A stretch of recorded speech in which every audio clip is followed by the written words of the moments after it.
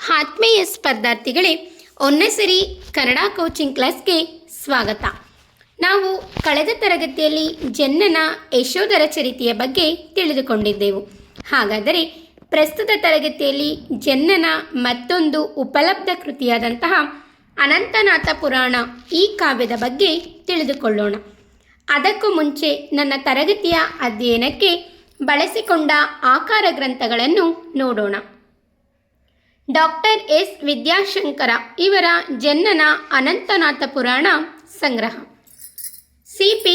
ಕೃಷ್ಣಕುಮಾರ್ ಇವರ ಜನ್ನನ ಅನಂತನಾಥ ಪುರಾಣ, ತೆಕ್ಕುಂಜ ಗೋಪಾಲಕೃಷ್ಣ ಭಟ್ಟ ಇವರ ಜನ್ನಕವಿಯ ಯಶೋಧರ ಚರಿತೆ, ರಾಮ್ಶ್ರೀ ಮುಗಳಿ ಇವರ ಕನ್ನಡ ಸಾಹಿತ್ಯ ಚರಿತ್ರೆ, ಡಾಕ್ಟರ್ ತಸು ಶಾಮರಾಯ ಇವರ ಕನ್ನಡ ಸಾಹಿತ್ಯ ಚರಿತ್ರೆ, ಡಾಕ್ಟರ್ ಚಿ.ಸಿ. ನಿಂಗಣ್ಣ ಇವರ ಕನ್ನಡ ಸಾಹಿತ್ಯ ಸಂಸ್ಕೃತಿ ಕೋಶ, ಮಹೇಶ್ ಎಚ್ ನಾಯಕ್, ರಘು ಸಿ.ಕೆ.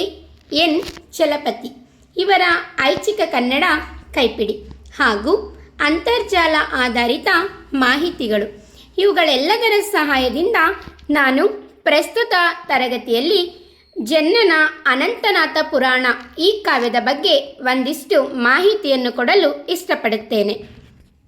ಹಾಗಾದರೆ ಅನಂತನಾಥ ಪುರಾಣ ಈ ಕಾವ್ಯದ ವೈಶಿಷ್ಟ್ಯತೆಯನ್ನು ನೋಡುವುದಾದರೆ, ಅನಂತನಾಥ ಪುರಾಣ ಕಾವ್ಯವು ಜೈನ ಧರ್ಮದ 14ನೇ ತೀರ್ಥಂಕರನಾದ ಅನಂತನಾಥನ ಕಥೆಯನ್ನು ಹೇಳುವ ಕಾವ್ಯವಾಗಿದೆ. ಅಂದರೆ ಅನಂತನಾಥ ಪುರಾಣವು ಜೈನ ಧರ್ಮದಲ್ಲಿ ಬರುವಂತಹ 24 ಜನ ತೀರ್ಥಂಕರರಲ್ಲಿ ಅನಂತನಾಥ ಎನ್ನುವವನು 14ನೇ ತೀರ್ಥಂಕರನಾಗಿದ್ದಾನೆ. ಈ ತೀರ್ಥಂಕರನ ಬಗ್ಗೆ ಹೇಳುವಂತಹ ಒಂದು ಕಾವ್ಯವೇ ಅನಂತನಾಥ ಪುರಾಣ ಎಂದು ಹೇಳಲಾಗಿದೆ. ಮುಂದುವರೆದು ಅನಂತನಾಥ ಪುರಾಣ ಕಾವ್ಯಕ್ಕೆ ಗುಣಭದ್ರಾಚಾರ್ಯರು ಸಂಸ್ಕೃತದಲ್ಲಿ ರಚಿಸಿರುವ ಉತ್ತರ ಪುರಾಣ ಮತ್ತು ಚಾವುಂಡರಾಯ ಪುರಾಣ ಇದಕ್ಕೆ ಪ್ರೇರಣೆಯಾಗಿದೆ. ಅಂದರೆ ಅನಂತನಾಥ ಪುರಾಣ ಈ ಕಾವ್ಯಕ್ಕೆ ಪ್ರೇರಣೆಯಾಗಿರುವಂತಹ ಕಾವ್ಯಗಳನ್ನು ನಾವು ನೋಡೋದಾದರೆ, ಗುಣಭದ್ರಾಚಾರ್ಯರು ಸಂಸ್ಕೃತದಲ್ಲಿ ರಚನೆ ಮಾಡಿರುವಂತಹ ಉತ್ತರ ಪುರಾಣ ಹಾಗೂ ಚಾವುಂಡರಾಯ ಪುರಾಣ ಈ ಅನಂತನಾಥ ಪುರಾಣ ಕಾವ್ಯಕ್ಕೆ ಪ್ರೇರಣೆಯಾಗಿದೆ ಹಾಗೂ ಆಧಾರ ಗ್ರಂಥವಾಗಿದೆ ಎಂದು ಹೇಳಲಾಗಿದೆ. ಮುಂದುವರೆದು ಈ ಕಾವ್ಯದಲ್ಲಿ ಮತಿಯ ವಿಚಾರಗಳು ಹಾಗೂ ಅನಂತಜಿನನ ಪಂಚಕಲ್ಯಾಣ ವರ್ಣನೆಗಳನ್ನು ನಾವಿಲ್ಲಿ ನೋಡಬಹುದಾಗಿದೆ. ಅಂದರೆ ಈ ಕಾವ್ಯದಲ್ಲಿ ಜೈನ ಧರ್ಮಕ್ಕೆ ಸಂಬಂಧಿಸಿದಂತಹ ವಿಚಾರಗಳು ಜೊತೆಗೆ ಅನಂತಜಿನನ ಪಂಚಕಲ್ಯಾಣಗಳ ವರ್ಣನೆಗಳನ್ನು ಕೂಡ ನಾವು ಈ ಕಾವ್ಯದಲ್ಲಿ ನೋಡ್ಬೋದು. ಅಂದರೆ ಯಶೋಧರ ಚರಿತೆಯಲ್ಲಿ ನಾವು ಪಂಚಾಣು ವ್ರತಗಳನ್ನ ನೋಡಿದ್ವಿ ಅಲ್ವಾ, ಬ್ರಹ್ಮಚರ್ಯ, ಸತ್ಯ, ಅಹಿಂಸೆ, ಆಸ್ತೇಯ ಈ ರೀತಿ ನೋಡಿದ್ವಿ ಅಲ್ವಾ. ಹಾಗೆಯೇ ಅನಂತನಾಥ ಪುರಾಣದಲ್ಲೂ ಕೂಡ ಪಂಚ ಕಲ್ಯಾಣಗಳ ವರ್ಣನೆಯನ್ನು ಕೂಡ ನಾವು ಈ ಕಾವ್ಯದಲ್ಲಿ ನೋಡ್ಬೋದಾಗಿದೆ.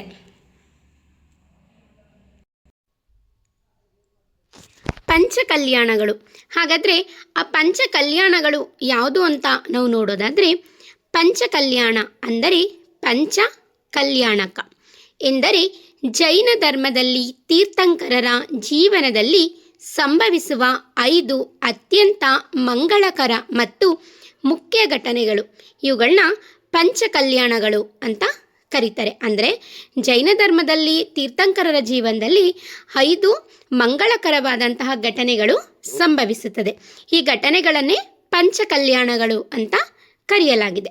ಹಾಗಾದರೆ ಆ ಪಂಚಕಲ್ಯಾಣಗಳು ಯಾವುದು ಅಂತ ನೋಡೋದಾದರೆ, 1 ಗರ್ಭ ಕಲ್ಯಾಣ, 2 ಜನ್ಮ ಕಲ್ಯಾಣ, 3 ದೀಕ್ಷಾ ಕಲ್ಯಾಣ, 4 ಕೇವಲ ಜ್ಞಾನ ಕಲ್ಯಾಣ, 5 ಮೋಕ್ಷ ಕಲ್ಯಾಣ.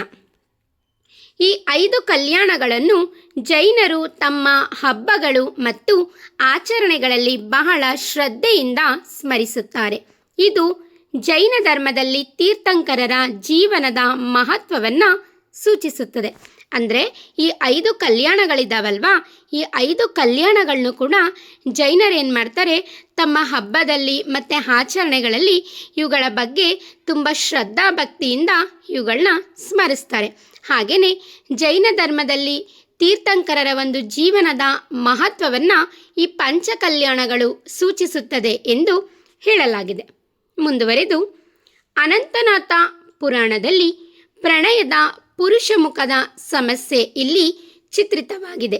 ಆದರೆ ಯಶೋಧರ ಚರಿತೆಯಲ್ಲಿ ಪ್ರಣಯದ ಸ್ತ್ರೀ ಮುಖದ ಚಿತ್ರಣಗಳು ಅನಾವರಣವಾಗಿದೆ. ಅಂದರೆ ಇದ್ರದ್ದು ಕಥೆಯನ್ನು ನಾನು ಮುಂದೆ ಹೇಳ್ತೀನಿ. ಯಶೋಧರ ಚರಿತೆಯಲ್ಲಿ ಅಮೃತಮತಿಯ ಒಂದು ಪ್ರಣಯದ ವಿಚಾರವನ್ನು ನೋಡಿದ್ವಿ ಅಲ್ವಾ. ಇಲ್ಲಿ ಚಂಡಶಾಸನ ಎನ್ನುವಂತಹ ವ್ಯಕ್ತಿಯ ಒಂದು ಸನ್ನಿವೇಶ ಬರುತ್ತೆ, ಅದನ್ನ ನಾನು ಮುಂದೆ ಹೇಳ್ತೀನಿ.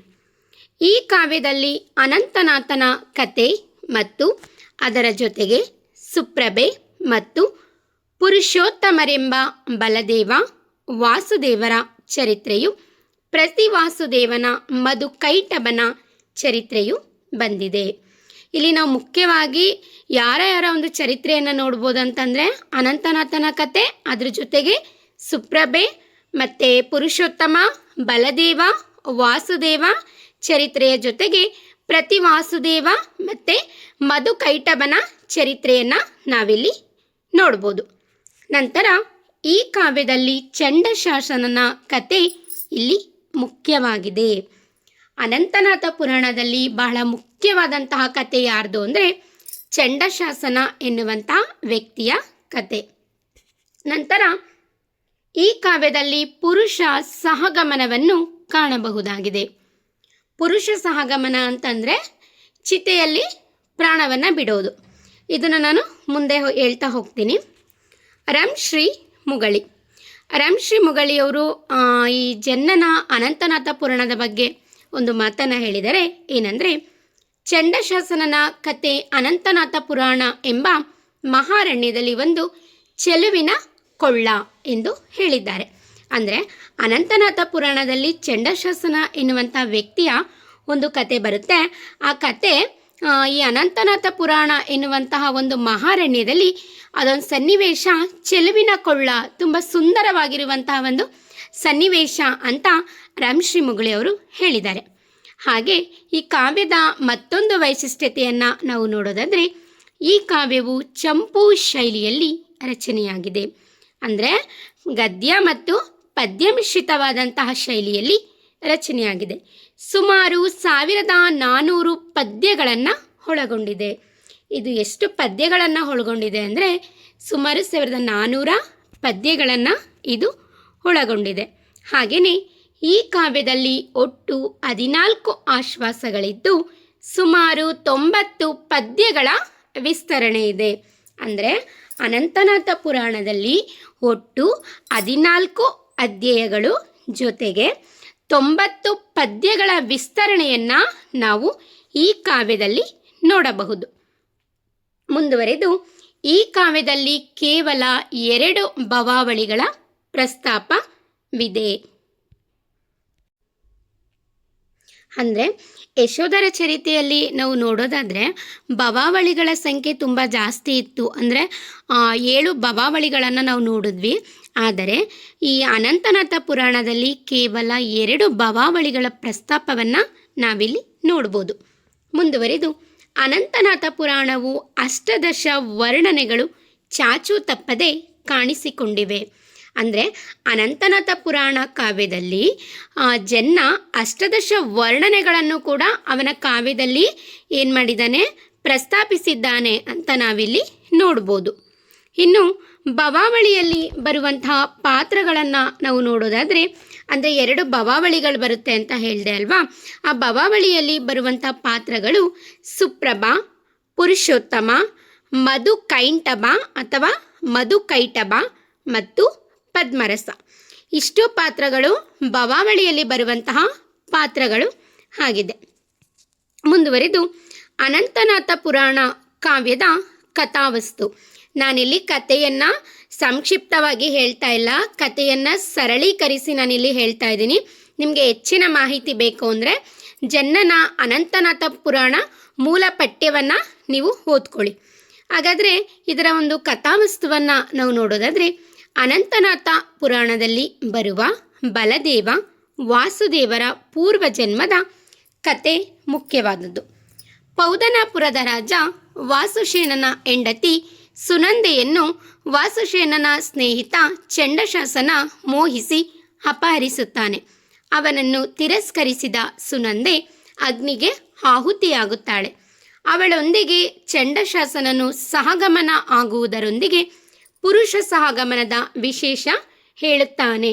ನಾನು ಆಗಲೇ ನಿಮ್ಗೆ ಹೇಳ್ದೆ ಅಲ್ವಾ, ಈ ಅನಂತನಾಥ ಪುರಾಣದಲ್ಲಿ ಪುರುಷ ಸಹಗಮನ ಅಂತ ಹೇಳಿದ್ದೆ ಅಲ್ವಾ, ಅದಕ್ಕಿಲ್ಲಿ ನೋಡಿ, ಚಂಡಶಾಸನನು ಸಹಗಮನ ಆಗುವುದರೊಂದಿಗೆ ಪುರುಷ ಸಹಗಮನದ ವಿಶೇಷತೆಯನ್ನು ಹೇಳಿದ್ದಾನೆ. ಚಂಡಶಾಸನನ ಪ್ರೇಮ ಕಳಂಕ ಪೂರಿತವಲ್ಲ, ನಿಷ್ಫಲವಾದದ್ದು.